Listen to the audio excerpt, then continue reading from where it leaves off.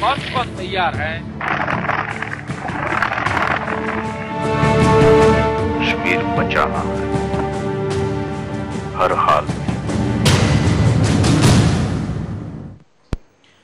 नमस्कार, मैं हूं सुरेश चौहान के और आप देख रहे हैं बिंदास बोल। बिंदास में हम आपके सामने फिर एक ऐसा मुद्दा लेकर आए जिस पर देश में कोई चर्चा नहीं करता, कोई टीवी चैनल ये विषय लेकर नहीं आता। इसलिए हम आपके सामने सीधे पूछ रहे सवाल कि क्या सरदार वल्लभ भाई पटेल के साथ अन्याय हुआ है। जी हां, यह मुद्दा ऐसा है जिस मुद्दे को अब फिलहाल बड़ी हवा मिली हुई है। और जब से सरदार की दुनिया की सबसे बड़ी प्रतिमा स्थापित करने का निर्णय नरेंद्र मोदी ने किया है, तब से सरदार पर दावे करने वालों की लंबी लिस्ट आ रही है। लेकिन ऐसे में इतिहास के तरफ अगर हम देखें तो सरदार जब जीवित थे तब भी और उनके जाने के बाद भी ऐसा ही लगता है कि उनके साथ अन्याय हुआ है। वैसे तो इस देश में अन्याय जिनके खिलाफ हुआ उनकी बहुत लंबी चौड़ी लिस्ट है, जिसमें भगत सिंह हो सकते हैं जिनको अब तक शहीद का दर्जा नहीं मिला, जिसमें नेताजी सुभाष चंद्र बोस हो सकते हैं जो इस देश के एक ऐसे सेनापति थे जिन्होंने इस देश के लिए विदेशी भूमि पर जाकर भी इस देश के लिए सेना बनाई। हिटलर जैसे एक दुष्ट व्यक्ति के आंखों में आंखों डालकर कहा कि मैं भारत की जनता के प्रतिनिधि से तौर पर आपसे बात करता हूं। ऐसे तमाम कई लोग हैं जिनके ऊपर अन्याय हुआ है। लेकिन बात फिलहाल आज सरदार वल्लभ भाई पटेल की, उनके जयंती के उपलक्ष्य में उनको समर्पित आज का यह बिंदास हम आपके सामने लेकर आए हैं। इस बिंदास में हमेशा की तरह आप अपनी बात को रख सकते हैं। स्क्रीन पर चल रहे नंबरों पर फोन करिए, अपनी बात को कहिए। आज हम आपको मुद्दा दिखाने के पहले एक वीडियो दिखाते हैं, एक फिल्म का वीडियो, जिसके बाद शायद मुद्दा समझने में आपको आसानी होगी कि कैसे इस देश का पहला प्रधानमंत्री बनने का पूरा अवसर और पूरी स्थिति सरदार पटेल के बारे में बनी हुई थी। लेकिन गांधी ने, जी हां, जिनको महात्मा गांधी कहा जाता है, उन्होंने सरदार पटेल को अपना नाम वापस लेने के लिए कैसे इमोशनली एक प्रकार से दबाव डाला। देखिए, लगता है अब सुर आ जाएगा, हमारी अपनी सरकार होगी। इसलिए अब हमें नए कांग्रेस अध्यक्ष का चुनाव भी करना है। जो अध्यक्ष होगा उसे ही सरकार बनाने के लिए बुलाया जाएगा और आजाद हिंदुस्तान का पहला प्रधानमंत्री भी वही होगा। मौलाना ने पिछले 6 बरस से ये जिम्मेदारी बड़ी अच्छी तरह से संभाली। अब मैं चाहता हूं कि ये बोझ कोई और संभाले। जैसा आप बेहतर समझे। 15 में से 12 प्रदेश कांग्रेस कमेटियों ने सरदार का नाम प्रस्तावित किया है। कुछ एक ने कृपलानी का नाम भी लिया है, लेकिन वो तो कृपलानी ने अपना नाम जवाहर के हक में वापस ले लिया। तो अब रह जाते हैं सरदार और जवाहर। पर मैं चाहता हूं कि चुनाव एक मत से हो, ताकि किसी के मन में शंका ना रह जाए। जवाहर, तुम्हारे नाम का प्रस्ताव किसी भी प्रदेश कमेटी की ओर से नहीं आया है, सिर्फ वर्किंग कमेटी ने ही सुझाव रखा है। तुम्हारा क्या कहना है?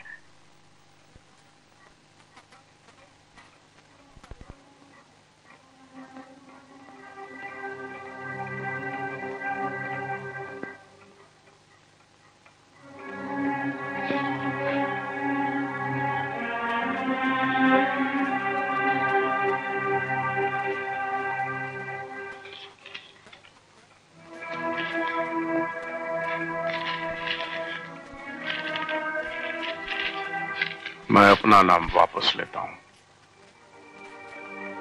लेकिन तुम्हारा रहना भी बहुत जरूरी है सरदार, देश के हित में।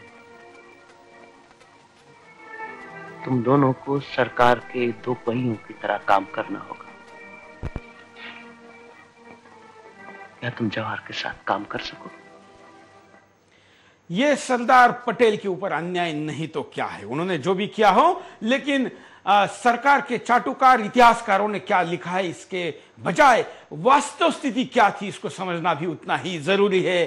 15 में से 12 राज्यों ने, प्रदेशों ने अगर सरदार वल्लभ भाई पटेल का नाम आगे किया था और एक भी व्यक्ति ने जिस नेहरू का नाम आगे नहीं किया था वो इस देश के प्रधानमंत्री बने हैं। ऐसे में अगर कोई कहता है कि उनसे ज्यादा बेहतर होता कि अगर सरदार वल्लभ भाई पटेल बनते तो ज्यादा देश का भला होता, तो गलत क्या है। देखते हैं आज का मुद्दा।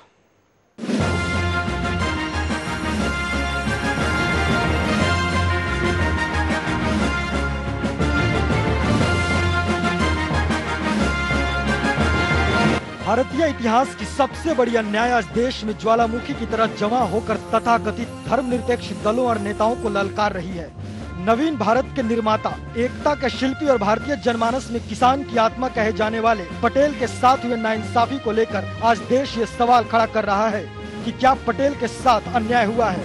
सवाल इसलिए भी जायज है क्योंकि आजादी के 66 साल बाद देश में एक बार फिर से धर्मनिरपेक्षता बनाम सांप्रदायिकता की जंग अपने चरम सीमा पर है। साथ ही देश को तोड़ने वाली ताकतें आग में घी डाल राष्ट्रीय एकता और अखंडता को चुनौती दे रही हैं। ऐसे में पटेल की भूमिका आज के दौर में पहले से कहीं ज्यादा उपयोगी नजर आने लगी है। गृह मंत्री के रूप में सरदार पटेल की पहली प्राथमिकता थी 562 देशी रियासतों को भारत में मिलाना। इस चुनौती को उन्होंने बखूबी निभाया, बिना कोई खून बहाए। मगर इनमें से सिर्फ एक राज्य को मिलाने का कार्य पंडित नेहरू ने अपने हाथों में लिया, जिसमें वे असफल रहे। केवल जम्मू एवं कश्मीर, जूनागढ़ तथा हैदराबाद के राजाओं ने विलय करने से इनकार कर दिया।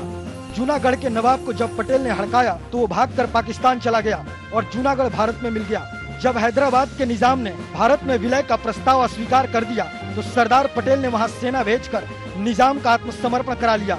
फरीदकोट के राजा ने कुछ आनाकानी की। सरदार पटेल ने फरीदकोट के नक्शे पर अपनी लाल पेंसिल घुमाते हुए केवल इतना पूछा कि क्या मर्जी है। राजा कांप उठा और विलय पर राजी हो गया, किंतु नेहरू ने कश्मीर को ये कहकर अपने पास रख लिया कि ये रियासत एक अंतर्राष्ट्रीय समस्या है। पटेल की यही काबिलियत और दूरदृष्टि नेहरू के आगे पटेल की छवि लौह पुरुष के रूप में प्रतीत होती है। विश्व के इतिहास में पटेल जैसा एक भी व्यक्ति ऐसा न हुआ जिसने इतनी बड़ी संख्या में राज्यों का एकीकरण करने का साहस किया हो।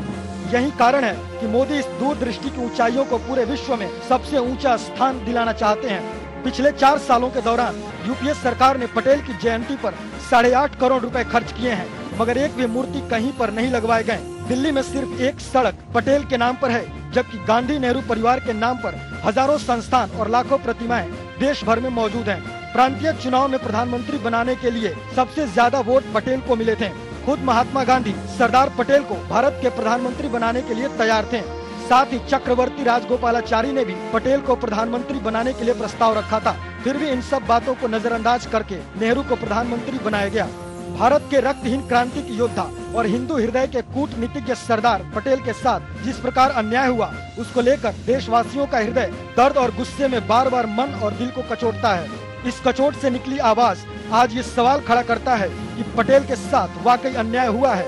1947 में दंगों के दौरान पटेल ने सैकड़ों मुस्लिमों को लाल किले में रखा और उनकी रक्षा के लिए पुणे और मद्रास प्रांत से सेना को बुलाकर उनकी जान बचाई। मगर आज तथाकथित सेक्युलर धर्मनिरपेक्षता की चोला ओढ़कर पटेल को नजरअंदाज करने से नहीं चूक रहे हैं। हर समाजवादी पटेल को अपना सबसे बड़ा नेता मानते थे। 90 के दशक में कुर्मी समुदाय की हर रैली में सरदार पटेल का पोस्टर होता था, मगर आज उसी समुदाय के प्रतिनिधित्व करने वाले बिहार के मुख्यमंत्री नीतीश कुमार को आज पटेल सांप्रदायिक दिखने लगे हैं। मतलब साफ है, चाहे इतिहास हो या वर्तमान, सबने पटेल को प्यादा बनाया और जब जरूरत पूरा हुआ तो इतिहास बताकर भूल गए। ऐसे में आज ये सवाल जायज हो चला है कि क्या पटेल के साथ अन्याय हुआ है।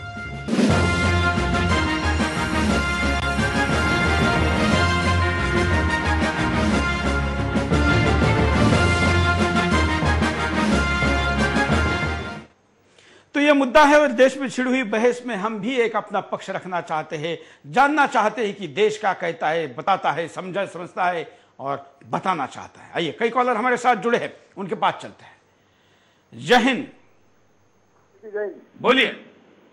सुरेश जी, मैं कलमपुर भूटान से बोल रहा हूँ। हाँ बोलिए। ये सरदार पटेल की तरह महान पुरुष थे, पहले प्रधानमंत्री यही थे। हाँ। गांधी जी ने इनको डिस्टर्ब करके कर दिया, इन्होंने पूरे हिंदुस्तान को एक बना दिया। आज तक कोई ताकत ऐसी पैदा नहीं हुई। अभी नरेंद्र मोदी को देखकर कांग्रेस वाले सब पार्टियां जल रही है, वो जलने से कोई फायदा नहीं। कोई इतना बड़ा आदमी नरेंद्र मोदी आएगा। पटेल जी ने इतना काम किया, सारे हिंदुस्तान को एक कर दिया। जवाहरलाल नेहरू ने तो ईस्टर्न जोन को पूरे को छोड़ दिया था, बंगाल सबको छोड़ दिया था। उसके चलते ये लोग तो छोड़ दिया था, बोला चाइना को दे दो। धन्यवाद। अगले कॉलर के पास चलते हैं। जय हिंद, बोलिए। मैं पीवी प्रभाकर अमेरिका से बोल रहा हूँ। हाँ, ये जो अन्याय हुआ है ये पटेल जी के साथ नहीं हुआ है, यह अन्याय भारत के साथ हुआ है और हिंदुस्तानियों को आज उसका भुगतना पड़ रहा है उसका कोई हिसाब नहीं है। कश्मीर का मसला और कितने और मसले हैं जो आए हैं सिर्फ नेहरू के प्रधानमंत्री बनने से, और सरदार पटेल अगर प्रधानमंत्री बन गए होते तो आज भारत की दिशा दूसरी होती और भारत आज एक नंबर 1 कंट्री वर्ल्ड में होता। लेकिन एक यही गलती करने से कांग्रेस वाले इस बात को मानने को तैयार नहीं है कि वो कभी इस बात को मानेंगे भी नहीं। धन्यवाद। अगले कॉलर के पास चलते हैं। जय हिंद, बोलिए। सुरेश जी बोल रहे हैं क्या? हाँ, हम भगत सिंह बेनीवाल बोल रहे हैं बेंगलोर से। बोलिए। जय हिंद सर। जय हिंद सर, जो सरदार पटेल का आप दिखा रहे हैं ना, हाँ, एक्चुअली आजाद भारत का सबसे बड़ा गलती है नेहरू को प्रधानमंत्री बनाना। आजाद भारत का सबसे बड़ा गलती है नेहरू को प्रधानमंत्री बनाना। ये लोग कांग्रेस वाले किसी शहीद को जानते ही नहीं। भगत सिंह का परिवार कहाँ है किसी को मालूम नहीं, महात्मा गांधी का परिवार कहाँ है किसी को मालूम नहीं, सुभाष चंद्र बोस का परिवार किधर है किसी को मालूम नहीं, चंद्रशेखर आजाद का परिवार किधर है किसी को मालूम नहीं, और राम प्रसाद बिस्मिल का परिवार भीख मांग करके मरा है। बिल्कुल। हेलो, धन्यवाद। अगले कॉलर के पास चलते हैं। जय हिंद, बोलिए। जय हिंद सुरेश जी। क्या कहना है आपको? हार्दिक अजीज सुरेश जी, आपको व बिंदास बोल की पूरी टीम को बेस्ट शो का अवार्ड मिलने पर लाखों लाखों बधाई। मान्यवर 30/10/13 को सायकाल 7:08 पर यह घोषणा हुई तो 7:10 पर मैंने आपके चैनल पर किशन जी के माध्यम से आपको बधाई संदेश भिजवाया। अब बात मुद्दे की। सुरेश जी, लता मंगेशकर, अमिताभ बच्चन, राजीव दीक्षित, लाल बहादुर शास्त्री, वीर सावरकर, चंद्रशेखर आजाद, भगत सिंह, राजगुरु सुखदेव आदि सभी भारत देश की अमूल्य धरोहर के रूप में अनमोल है। पटेल जी की कार्य प्रणाली, सूझबूझ व दक्षता पर कोई प्रश्न चिन्ह नहीं लगा सकता। पटेल जी उस समय भारत के कर्णधार कश्मीर को विशेष दर्जा व भारत देते तो वर्तमान में अलगाववादी रूपी कैंसर से भारत मुक्त होता। पूरे विश्व में यदि सबसे ऊंची प्रतिमा व्यक्तित्व के हिसाब से स्थापित की जा रही है तो इसमें हर्जी क्या है? पटेल जी की वजह से नीतीश, साबिर अली व अन्य कई नेताओं को सरदार पटेल के व्यक्तित्व के आगे सब बोले हैं। असली दर्द ये है कि चाय बेचने वाला बाजी मार गया। धन्यवाद। हम अगले कॉलर के पास चलते हैं। जय हिंद, बोलिए। क्या कहना है आपको? मैं संतोष कुमार झा बोल रहा हूँ। हाँ सर, बात ऐसा है, सरदार पटेल जी ऐसा थे जो देश को एकता में पूरा देश एक हो ऐसा रखना चाहते थे। लेकिन नीतीश जी ऐसा हुए जो देश को खंड खंड बंटवारा करने में, मतलब हिंदू। चलिए, धन्यवाद। मैं कहूंगा कि हम विषय से ना भटके। आज हमारा विषय शुद्ध रूप से इतिहास को लेकर है, जिसको हमने वर्तमान के साथ जोड़ना जरूर है, लेकिन वो केवल और केवल सरदार वल्लभ भाई पटेल इस विषय के लिए हम अपनी राजनीतिक भड़ास निकालने के लिए इस कार्यक्रम का उपयोग ना करें। हम इस देश के सामने, उन युवाओं के सामने इतिहास रखना चाहते, सच्चाई रखना चाहते हैं जिनको ये बातें पता नहीं और बताने के लिए कोई तैयार नहीं। इसलिए हम प्रार्थना करते हैं कि आप ऐतिहासिक तथ्यों के साथ, अपने तर्कों के साथ इस विषय को आगे बढ़ाएं। अगले कॉलर। जय हिंद। सुरेश जी नमस्कार, मैं हरिशंकर पांडे बोल रहा हूं सऊदी अरबिया से। बोलिए। मेरा सवाल ये है कि कल मैं आपका प्राइम टाइम देख रहा था, कोई 7 साढ़े 7 बजे एक जो आपकी पत्रकारी हैं आज के विषय पर आपको क्या कहना है? उसी पे बोल रहा हूं मैं। हाँ। कि उन्होंने सरदार पटेल के बारे में जिक्र किया जिसमें कि बीजेपी की एक नेत्री थी और एक कोई सुशील थी कांग्रेस की नेत्री, जिन्होंने बोला कि सरदार पटेल जो हैं वो कांग्रेस के नेता हैं। मैं कहना चाहता हूं कि सरदार पटेल कांग्रेस के नेता होते हुए भी कांग्रेस आई के नेता नहीं थे, वो पूरे देश के नेता थे। और जहां तक कांग्रेस के नेताओं का सवाल है मैं पूछना चाहता हूं कांग्रेस के नेताओं से कि उन्होंने जब 1980 में सरदार पटेल की बेटी जब पंडित जवाहरलाल नेहरू को अब कुछ दस्तावेज और कुछ कैश वापस करने गई थी, जैसा कि मैंने न्यूज में पढ़ा है, तब जवाहरलाल नेहरू ने सरदार पटेल के मरने के उपरांत उनके सांत्वना स्वरूप भी उनकी बेटी से कुछ सवाल पूछा नहीं, कुछ सांत्वना भी नहीं दिया उनकी बेटी को। आज वही कांग्रेस पार्टी सरदार पटेल को लेकर कांग्रेस का माला जाप कर रही है। मैं पूछना चाहता हूं मनीष तिवारी जी से। मनीष तिवारी जी ने बोला कि सरदार पटेल ने कभी भी आरएसएस के ऊपर उन्होंने बैन लगाया। मैं मनीष तिवारी जी से पूछना चाहता हूं कि उन्हीं सरदार पटेल ने दूरदर्शन लखनऊ से बैठ करके एक वक्तव्य दिया था कि आरएसएस के ऊपर हमने जो बैन लगाया है वो हटाता हूं। फिर मैं मनीष तिवारी जी से वही सवाल दोहराना चाहता हूं सुरेश जी। धन्यवाद। अगले कॉलर के पास चलते हैं। आप भी अपनी बात को रख सकते हैं, हम कहेंगे कि कम शब्दों में रखे तो ज्यादा लोगों का मौका मिलेगा। जय हिंद। हेलो, हाँ नमस्ते। बोलिए। नमस्ते। क्या कहना है आपको? हाँ, जब से कांग्रेस की सरकार बनी है तब से उन्होंने सभी योजनाएं जो लागू की है वो राजीव गांधी, इंदिरा गांधी और जवाहरलाल के नाम से की है। उन्होंने कोई भी योजना सरदार के नाम से क्यों शुरू नहीं? ये उनको सरासर अन्याय है। धन्यवाद। अगले कॉलर के पास चलते हैं। जय हिंद। बोलिए। हाँ जैन सर। हाँ, धन्य है वो माँ जिसने मोदी जैसा व्यक्तित्व पैदा किया है, जिसने राष्ट्र निर्माण में समर्पित सरदार पटेल को चर्चित किया है, शांति और अपनी सुविधाओं के अनुसार महापुरुषों को चुन लिया है, कोई माता पिता कोई चाचा बहन जान लिया है। आजादी के बाद यदि किसी की नीतियों से देश जुड़ा वो सरदार पटेल ही थे, बाकी लगता है किसी न किसी के नाते रिश्तेदार ही थे। धन्य है वह बिहार की जनता जिसने सुशासन में दीपमालाओं की तरह बिछाए गए बम गोलों पर बैठकर एकाग्रचित्त होकर मोदी को सुनने का प्रयास किया है। देश का गौरवशाली इतिहास गांधी टोपी से चलता चलता मुस्लिम टोपी से उलझ कर रह गया है। जवान बंद करने से लेकर अंत करना रह गया है। सरदार पटेल के साथ अन्याय हुआ पता नहीं, लेकिन देश के साथ अन्याय हुआ। उनकी नीतियों को न मानने का परिणाम सामने है। देश का माथा धारा 377 से चमक रहा है। हिंदू विहीन हो चुका है। अब राष्ट्र के गले में बस रहे हिंदुओं पर कठुआ सामा में वार हो रहा है। राष्ट्र की भुजाएं दुश्मन समय समय पर अपने अनुसार तोड़ मरोड़ रहा है। पैर भ्रष्टाचार, जातिवाद, परिवारवाद, क्षेत्रवाद से कांप रहे हैं। छाती सांप्रदायिकता की भेंट चढ़ गई है। देश के दुश्मन बम गोले दाग रहे हैं। या तो देश में कहीं संविधान होता या फिर सरदार पटेल जैसा कोई इंसान होता। नमस्कार, धन्यवाद। हालांकि गांधी और पटेल के रिश्ते कैसे थे, पटेल की तरफ से गांधी के प्रति कितनी समर्पित भावना थी, बल्कि उनके आंदोलन को सबसे पहले सबसे बड़ा समर्थन देने वाले सरदार पटेल ही थे। देखिए। मैं एक ऐसा कार्यकर्ता चाहता हूं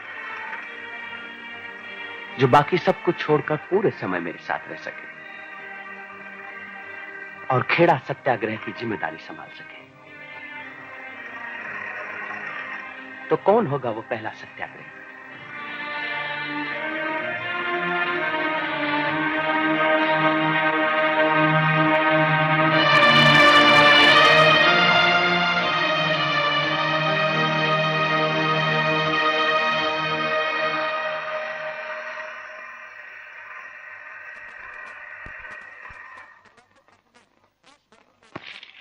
हमें बापू का कहा करके दिखाना है।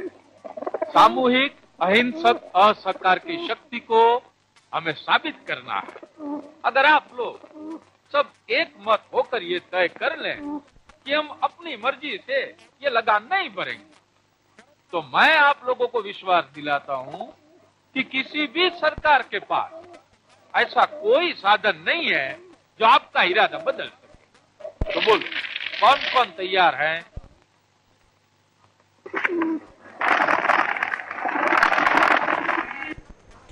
हम यहां पर रुकते एक छोटे से ब्रेक के लिए। ब्रेक के बाद दोबारा आएंगे। क्या सरदार पे अन्याय हुआ? बिंदाचारी। ब्रेक के बाद आपका एक बार फिर से स्वागत है। आप देख रहे हैं बिंदास बोल, और बिंदास में हम आपके सामने मुद्दा लेकर आए कि क्या सरदार पटेल के साथ अन्याय हुआ है, हो रहा है, और क्या इसको आगे भी जारी रखने देना है। बात सरदार की केवल नहीं, देश के तमाम महापुरुषों की है। लेकिन उनकी जयंती के मौके पर जब देश में उनके नाम को लेकर, उनके ऊपर दावों को लेकर जब बहस छिड़ी है, तो हम भी आपके साथ बहस करना चाहते हैं, और इस बहस को किसी सकारात्मक और तथ्यों के साथ सत्य की दिशा में लेके जाना चाहते हैं।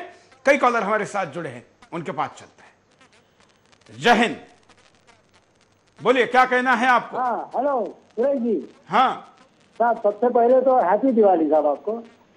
हाँ, और दूसरा साहब ऐसा है कि हमारा दुर्भाग्य है साहब कि पटेल को टाला गया है, और हमारी मजबूरी है, और हमारा फिर से दुर्भाग्य है कि एक मोस्ट इनएक्सपीरियंस जो कभी पायलट थे उनको सीधा पीएम बनाया गया। तो क्या किया जाए सभी। धन्यवाद। धर्मनिरपेक्षता को लेकर बड़ी बहस इस देश में छिड़ी हुई है, लेकिन पटेल की धर्मनिरपेक्षता आखिर कैसी थी, देखिए। वल्लभ भाई जवेर भाई पटेल, आपको किसी खास मुद्दे के बारे में बात करनी है? प्रधानमंत्री महोदय जी, मैं इस मेमोरेंडम के बारे में बात करना चाहूंगा।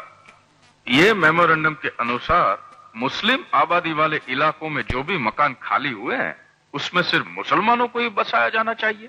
गृह मंत्री होने के नाते आपको ये मालूम होना चाहिए कि हमारा फर्ज है कि जो मुसलमान भाई डर के मारे यहां से चले जाना चाहते हैं उन्हें हम रोकें, और जो भाई जा चुके हैं उन्हें वापस बुलाने की कोशिश करें।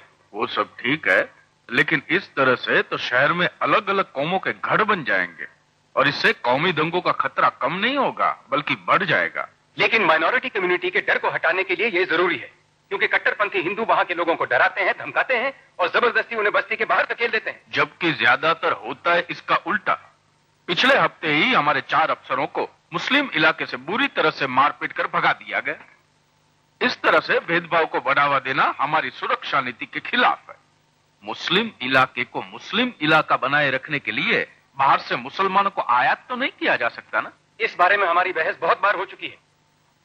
फिर भी मैं आपको याद दिलाना मेरा फर्ज समझता हूं कि एक धर्मनिरपेक्ष देश के अंदर संप्रदाय के आधार पर आबादी बसाने की नीति का मतलब होगा अपने ही सिद्धांतों को जड़ से काटकर फेंक देना।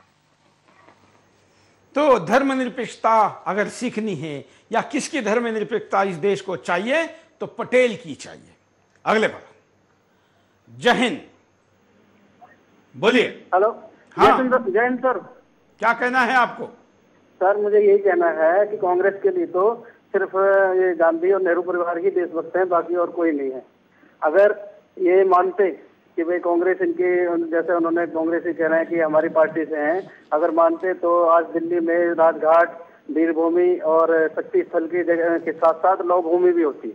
अगर ये इतना ही मानते तो ये जो है इनको लौ भूमि बनाने में कुछ नहीं हर्ज जाता, क्योंकि ये मानते नहीं। आज इनकी भूमि खिसक रही है, इस वजह से ये जो है बेचैन हो रहे हैं। इसके अलावा इनका और कोई दूसरा वो नहीं है। धन्यवाद।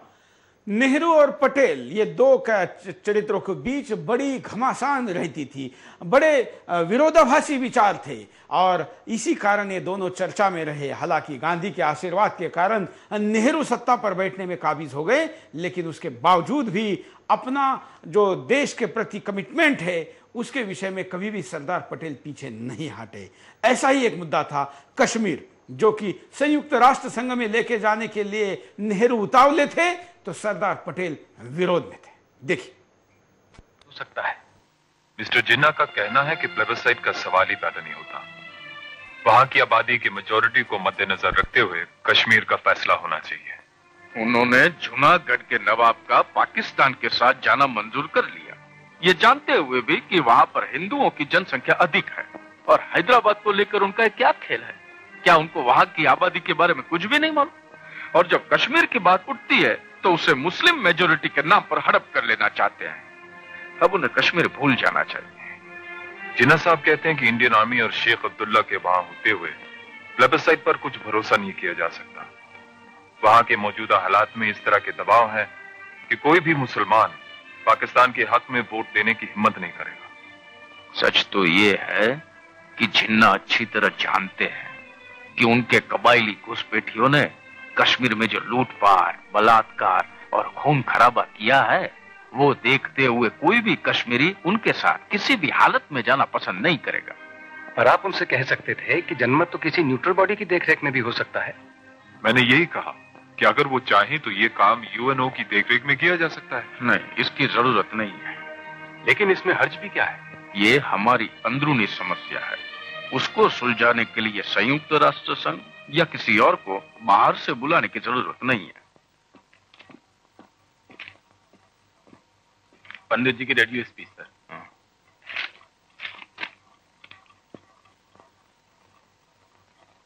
ब्रॉडकास्ट का समय क्या है? 6:30 बजे सर।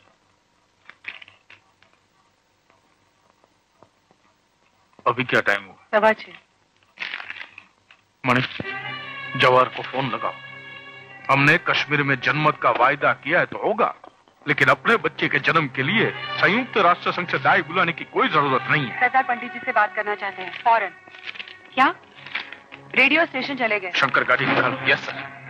तुम फौरन रेडियो स्टेशन जाकर उनको ये वाक्य पढ़ने से रोको कि जनमत का फैसला संयुक्त राष्ट्र संघ की देखरेख में होगा। जाओ सर।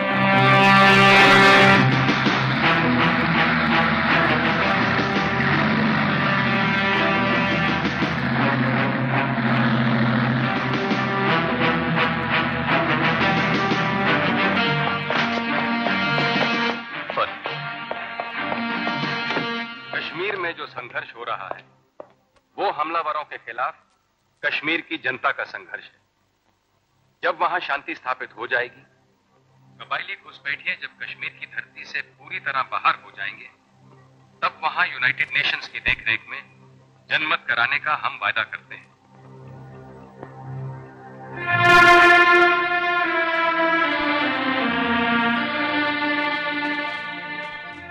जवाहर पछताएगा। कॉलर के पास चलते हैं। जय हिंद, बोलिए क्या कहना है आपका? मैं अंकिता जम्मू से बोल रही हूँ। हाँ। आपके आज के प्रश्न का स्पष्ट रूप से उत्तर है हाँ। हाँ, सरदार पटेल जी के साथ अन्याय हुआ है।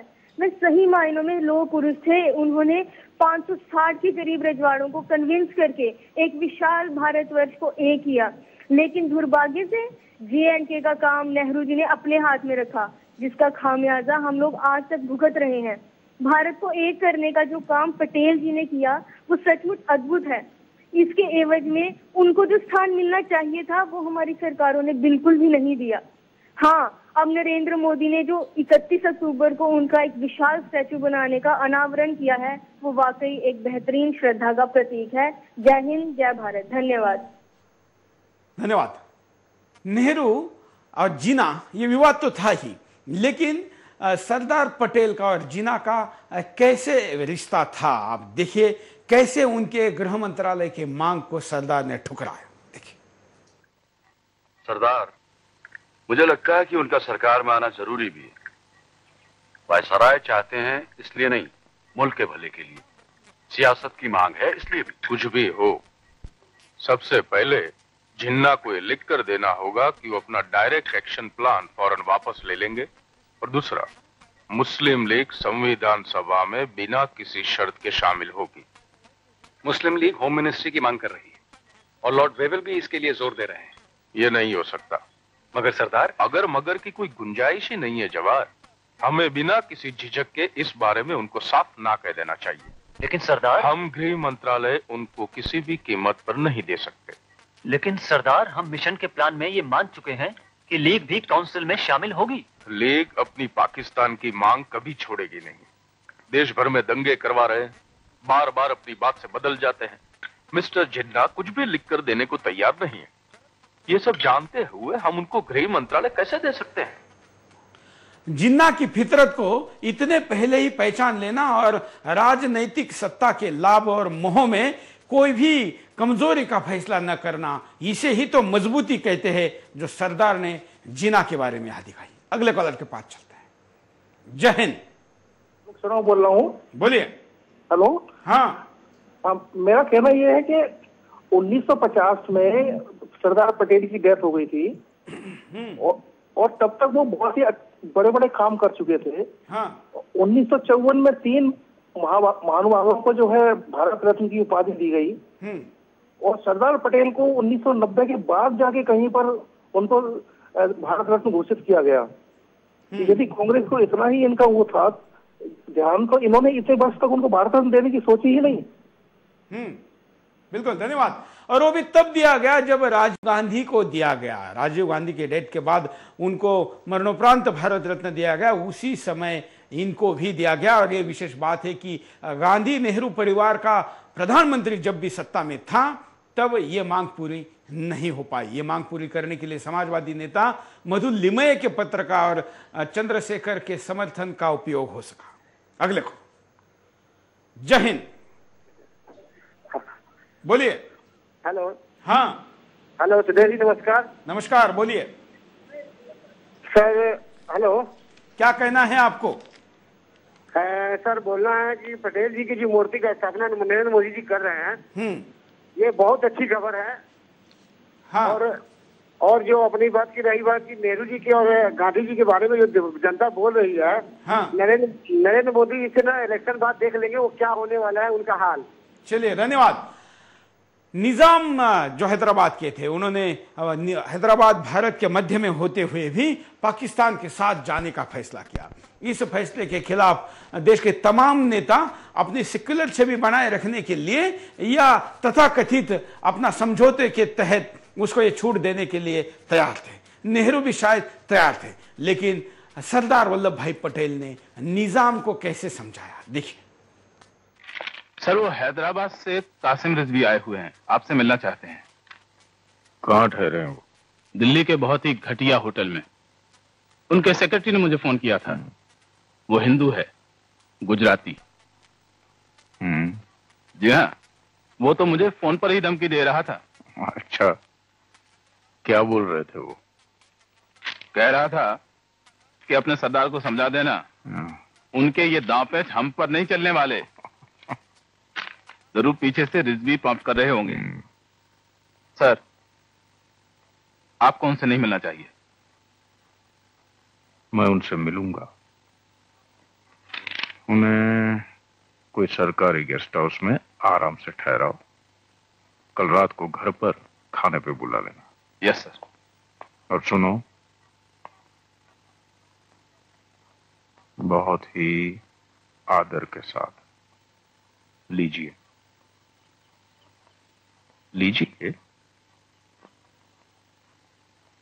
ये खास तौर पे मैंने आपके लिए मंगवाए हैं। मैंने सुना है आपका जो सेक्रेटरी है वो गुजराती है। जी हाँ, और मैं चाहूं तो कश्मीरी पंडित भी नौकर रख सकता हूं मिस्टर पटेल। बीवियां कितनी हैं? 2। और मैं जितनी चाहूं उतनी रख सकता हूं। बच्चे? 6। लेकिन आप कान खोलकर सुन लीजिए, आपकी ये चालें हैदराबाद में नहीं चलेंगी। वहां के मुसलमान जान हथेली पे लेकर घूम रहे हैं, और अगर जरूरत पड़ी तो हैदराबाद। बैठ जाइए। जी शुक्रिया। और दूसरी बात ये, खड़े होकर नहीं। लेकिन ये कोई पब्लिक मीटिंग थोड़ी है रिजवी भाई। बैठ जाइए आराम से। हमें बैठकर बोलने की आदत नहीं। अब डालिए, देखिए आप कह पाएंगे, कोशिश कीजिए। और अगर हम खड़े होकर बोले तो? नहीं, आप बैठकर ही बात करेंगे। आपको मैं बहुत वक्त दूंगा। आराम से कहिए। और यहां पर मेरे अलावा आपको सुनने वाला तो कोई है नहीं, फिर डर कैसा? थूंकदान दो। जो कहना है वो इत्मीनान से कहिए।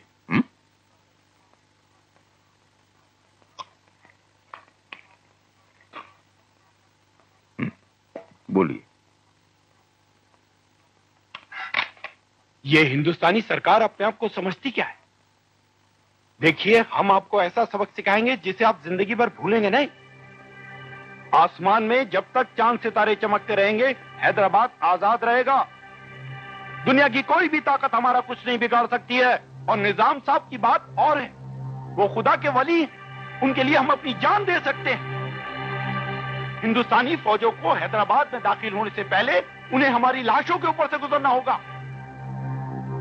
और इस गलतफहमी में मत रहिएगा कि मरने वालों में सिर्फ हम ही होंगे। 1 करोड़ 40 लाख हिंदुओं को इससे पहले मरना होगा।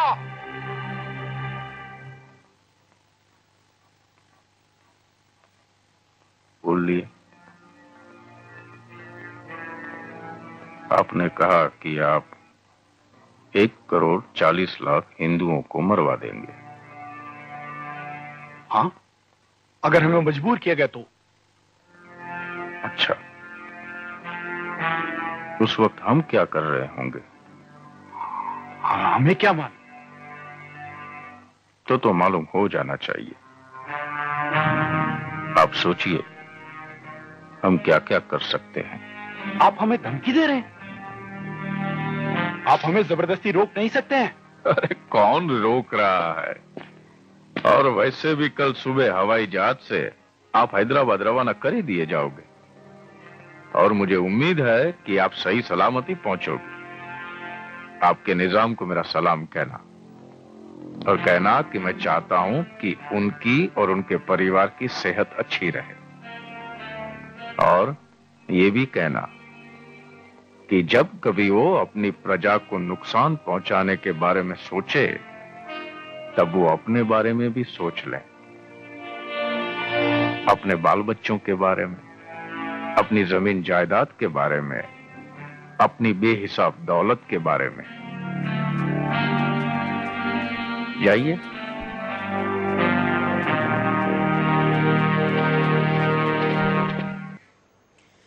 बात का किस्सा आप जानते हैं कि सरदार ने वो स्थिति निर्माण की कि निजाम को पाकिस्तान भागना पड़ा, भारतीय सेना के सामने उसके तमाम शक्तियों को सरेंडर होना पड़ा और हैदराबाद रियासत भारत का हिस्सा बनी। अगले को जय हिंद। आज के इस मुद्दे के लिए मैं सुदर्शन न्यूज को धन्यवाद करना चाहूंगा। इन्होंने बहुत ही अच्छा मुद्दा उठाया है। और रही बात पटेल जी की, तो मैं एक बात कहना चाहूंगा कि कांग्रेस ने आज तक उनके लिए एक छोटा सा आर्टिकल भी नहीं छपवाया पेपर में। जब मोदी जी एक अच्छी काम कर रहे हैं, उनकी एक विश्व प्रसिद्ध प्रतिमा बनाए, तो उस पर ये राजनीति क्यों कर रहे हैं, समझ में नहीं आता है। और उसके बाद अगले कॉलर के पास चलते हैं। जय हिंद, बोलिए, क्या कहना है आपको? जी, जो ये बहस चल रही है उसके बारे में कहना है मेरे को। बोलिए ना। मैं ये बोल रहा हूँ कि आपके तो ये माध्यम होता है लोगों को संबोधित करने का, मीडिया। दूसरा, अपने विचार पहुंचाने का एक जरिया होता है किसी भी संगठन का, चाहे वो राजनीतिक हो, चाहे आरएसएस हो, तो चाहे कोई और संगठन हो। उसका एक अपना सदस्यों के द्वारा एक इंटरनल उसका चैनल और होता है, जिसके विचारों से अपने विचार जो है माध्यम से वो दूसरे सदस्यों तक, समाज तक पहुंचाए जाते हैं। और मैं आरएसएस का सदस्य रहा हूँ 1978 से, और मैं यह अच्छी तरह जानता हूँ। चलिए, मैं जानना चाहता हूँ पटेल के विषय में आज आप बात करें। अगर इस विषय पर कुछ आपके पास नहीं है तो धन्यवाद। हम अगले कॉलर के पास चलते। हम कहेंगे कि विषयांतर ना हो, हम जिस विषय पर बात करें उसी विषय पर अगर आप कहेंगे तो ही अच्छा रहेगा। अगले कॉलर। जय हिंद, बोलिए। जय हिंद सर। क्या कहना है आपको? ये कहना है कि सर, जो आज नरेंद्र मोदी जी जो आज ये स्टैच्यू ऑफ वर्ल्ड का जो रिकॉर्ड बनाने जा रहे हैं, तो ये काम तो बहुत पहले कर लेना चाहिए कांग्रेस को। आज ये हाय तौबा क्यों मचाए हुई है? इस काम के लिए तो बहुत पहले इन लोगों को सोच लेना चाहिए कि कांग्रेस के नेता तो कहीं को पहले करना चाहिए था ना। मोदी जी को क्यों मौका दिया ये सब करने के लिए? धन्यवाद। हम यहाँ पर रुकते एक छोटे से ब्रेक के लिए। ब्रेक के बाद दोबारा आएंगे। बिंदास बोल जा रहे हैं। ब्रेक के बाद आपका एक बार फिर से स्वागत है। कॉलर के पास चलते हैं। जय हिंद, बोलिए। हाँ, नमस्कार सर। बोलिए। हाँ, गुजरात के आनंद से यशवंत भाई बोल रहा हूँ। हाँ, मैं ये कहना चाहता हूँ कि सरदार वल्लभ भाई पटेल के साथ तो पहले से ही अन्याय हुआ है, और अभी जब नरेंद्र मोदी पहले ही बार बड़ा प्रधान बने तब से ये बात कह रहे हैं कि काश सरदार वल्लभ भाई पटेल पहले नेता होते। धन्यवाद। हम कारणों पे नजर डालते हैं। आज काफी कॉलर है और काफी विजुअल भी हम आपको दिखाना चाहते हैं, लेकिन जो बिंदास का फॉर्मेट है उसको भी पूरा करना जरूरी है। अपने जो कारण भेजे वो भी देख लीजिए। लौह पुरुष के त्याग और बलिदान को भूलना। सरदार वल्लभ भाई पटेल ने अपना पूरा जीवन देश के लिए समर्पित कर दिया।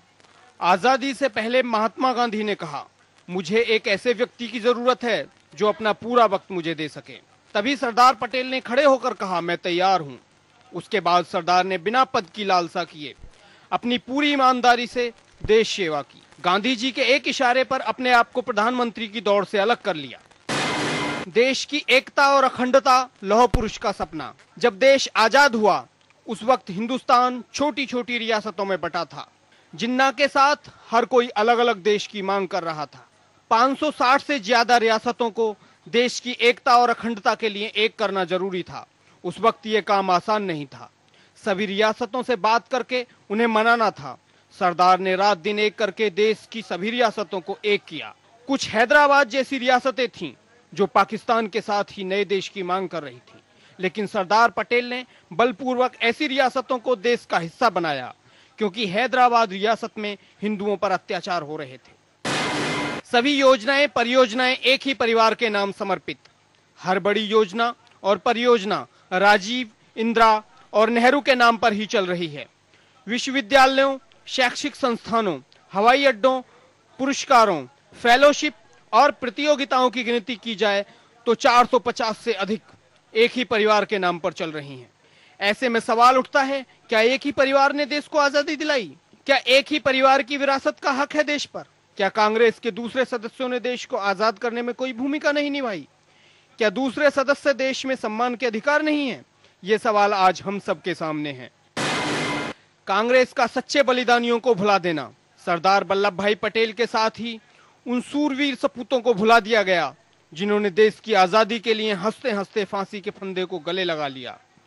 क्या उनकी विरासत को भुलाया जाना चाहिए? जी नहीं, मगर आज ऐसा हो रहा है। आज ऐसा लग रहा है जैसे एक परिवार के अलावा किसी ने देश के लिए बलिदान नहीं दिया। सरदार पटेल की धर्मनिरपेक्षता को भुलाया जाता। आज धर्मनिरपेक्षता के नाम पर वोट बैंक साधने की राजनीति हो रही है। धर्मनिरपेक्षता के नाम पर देश की एकता और अखंडता से खिलवाड़ हो रहा है। सरदार वल्लभ भाई पटेल धर्मनिरपेक्ष थे, मगर धर्मनिरपेक्षता के लिए सरदार ने कभी देश की एकता और अखंडता के साथ खिलवाड़ नहीं किया। सरदार पटेल की विरासत पर घमासान। नरेंद्र मोदी ने सरदार पटेल की विरासत आगे बढ़ाने की बात की। इसके तुरंत बाद कांग्रेस तिलमिला उठी। कांग्रेस कह रही है मोदी सरदार की विरासत पर राजनीति कर रहे हैं, लेकिन कांग्रेस को तब राजनीति महसूस नहीं होती जब हर योजनाओं में एक परिवार का गुणगान होता है। ऐसी कांग्रेस को मोदी पर कटाक्ष करने का कोई अधिकार नहीं बनता। अगर कांग्रेस सरदार पटेल की विरासत पर वाकई ईमानदार थी तो सिर्फ एक ही परिवार का गुणगान क्यों होता रहा वहां? ये आपने भेजे हुए कुछ सोशल साइट पर आपकी प्रतिक्रिया है जो हमने कारण के रूप में दिखाए, परिणाम भी दिखाएंगे। उसके पहले कुछ कॉलर के पास चलते हैं। जय हिंद, बोलिए। नमस्कार, जय हिंद। मैं राजीव दहिया सहारनपुर से। हाँ। हमारे देश का सबसे बड़ा दुर्भाग्य ये है कि हमारे सरदार पटेल का प्रधानमंत्री ना बनना, और उसके लिए आप ये देखिए, हमारा पाकिस्तान ले लिया, बांग्लादेश ले लिया। इन अल्पसंख्यकों के नाम पर आज कश्मीर में जब अल्पसंख्यक सारे पंडितों को वहां से विदा कर सकते हैं, ये अल्पसंख्यक आज की तारीख में हिंदुस्तान का इन्होंने क्या हाल बना दिया है, ये आने वाले हमारे बच्चे भुगतेंगे। और ये सारा मीडिया सच्चाई जानता है, लेकिन किसी की आज तक ये कहने की हिम्मत नहीं हुई कि जैसे अंग्रेज बाहर से आए थे ऐसे मुसलमान भी इस देश में बाहर से आए थे। लेकिन हम आज के विषय पर आपकी प्रतिक्रिया चाहेंगे। धन्यवाद अपनी बात रखने के लिए। अगले कॉलर के पास जाने के पहले हम आपको दिखाते हैं कि कश्मीर इस विषय पर जब बात आई तो कश्मीर के लिए कुछ भी करेगा। जो आज हम कहते हैं ये अगर तब के नेताओं ने कहा होता तो शायद ये स्थिति नहीं बनती, लेकिन तब कहने वाले केवल सरदार थे। देखिए,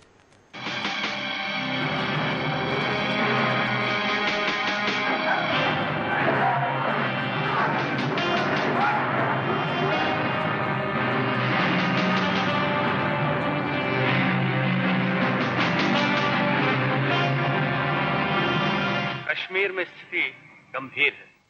कबायली घुसपैठियों और रियासत की फौजी टुकड़ियों के बीच यहां उरी के पास लड़ाई जारी है।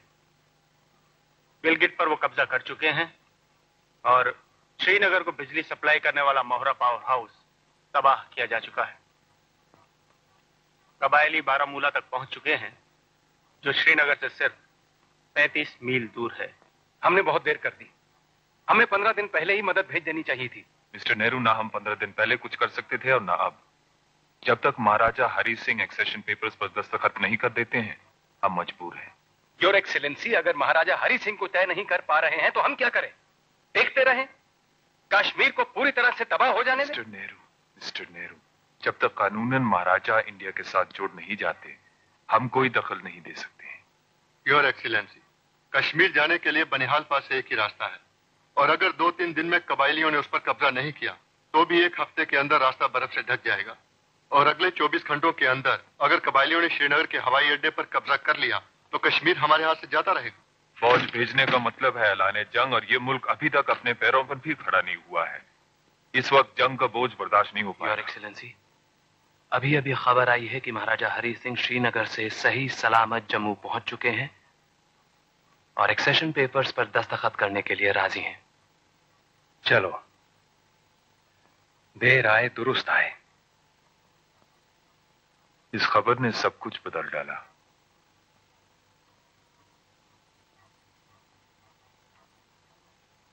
अब फौज भेजी जा सकती है। योर एक्सीलेंसी, हमारी फौज पंजाब में दंगे रोकने के काम में लगी हुई है।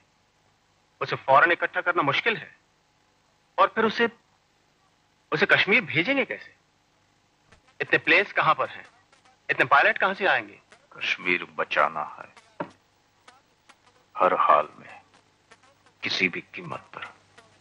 जो भी जरूरी है वो किया जाएगा।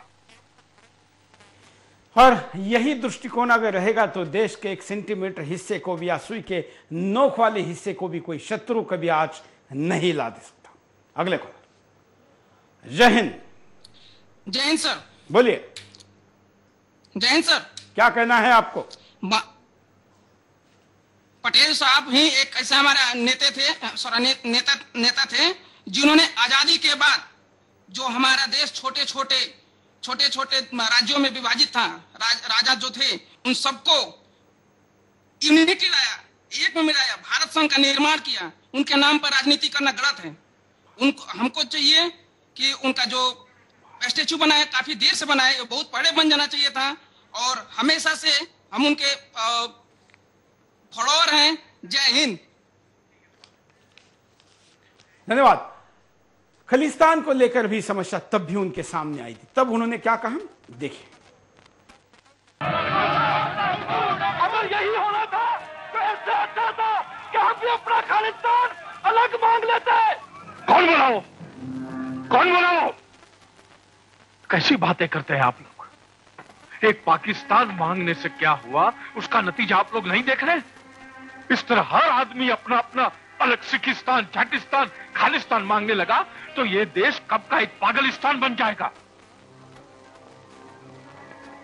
मुझे अच्छी तरह याद है, कुछ साल पहले यहां अमृतसर में हमने जलियांवाला बाग के शहीदों के लिए स्मारक बनाने की बात की थी और मैं ये भी नहीं भुलाऊं कि हिंदू, मुसलमान, सिख हम सब ने मिलकर लाहौर में इस देश को स्वाधीन करने की सौगंध खाई थी। और ना तो अमृतसर में कोई मुसलमान खुलेआम घूम सकता है और ना ही लाहौर में कोई हिंदू या सिख। आप लोगों की कौम तो बहादुर लोगों की कौम है। निहत्थे को मारना आप लोगों को शोभा नहीं देता। डरपोक आदमी ही निहत्थे औरत, बच्चों और बूढ़ों पर हमला करता है और जो आपकी शरण में आया है उसको मारना, ये कहां का न्याय है? और अगर न्याय की जरूरत है तो हम पाकिस्तान के साथ युद्ध करने के लिए भी तैयार हैं, लेकिन ये बिना मतलब की हिंसा को फौरन रोक देना होगा।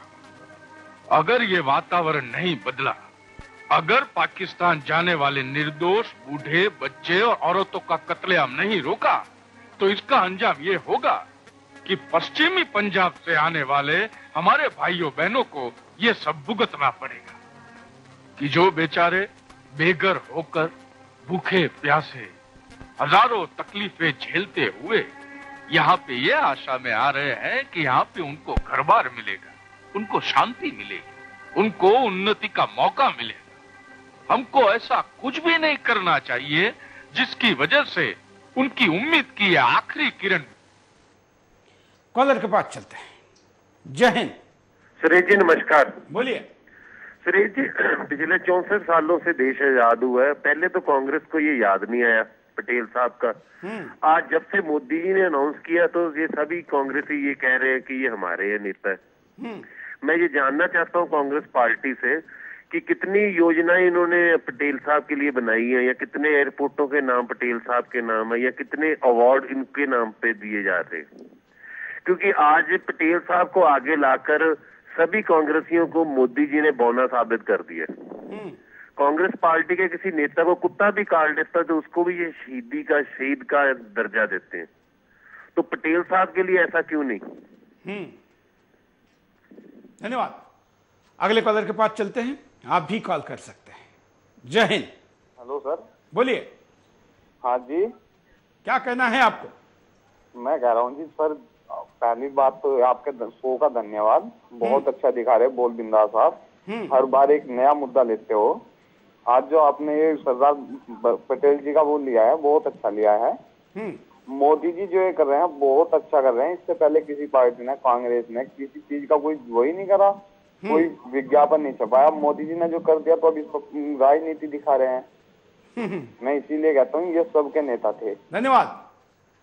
सरदार पटेल ने अपने बारे में इतिहास क्या सोचेगा इसको सोचकर कभी भी कोई काम नहीं किया, लेकिन एक आखिरी पड़ाव में यूं कहे कि उन्होंने अपने आत्मचरित्र के रूप में क्या कहा है, उनके काम के बारे में देश क्या सोचेगा, क्या लोग समझेंगे, इस विषय पर भी एक फिल्मी शॉट।